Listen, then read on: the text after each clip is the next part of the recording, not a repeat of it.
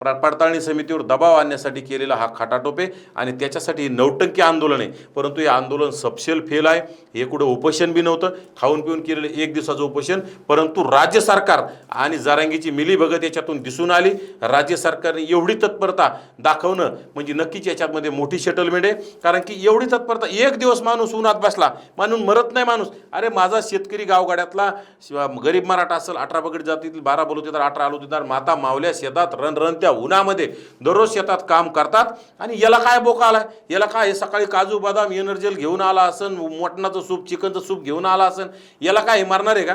परंतु हे सगळी नौटंकी करायची, असं पांघरून घ्यायचं वाकडं आणि पूर्ण अंगावर झाकून घेतलं होतं त्यांनी। हे सगळे नौटंकी राज्य सरकारचं आणि जरांगेचं कुठतरी सेटलमेंट आहे। त्यांनी ठरवून केलेलं स्क्रिप्टेड आंदोलन होतंय। याच्या पलीकडे याच्यातून काही नाही साध्य होणार, गरीब मराठ्यांना भेटणार नाही आणि ओबीसीचं तर वाटोळं झालेलंच आहे। हे राज्य सरकार आणि ओबीसीचं वाटोळं झालेलं हे राज्य सरकारला, केंद्र सरकारला एक दिवस फेडावं लागणार आहे आणि त्याला फेडण्यासाठी आम्ही ओबीसी समाज जागा करण्याचं काम करत आहोत।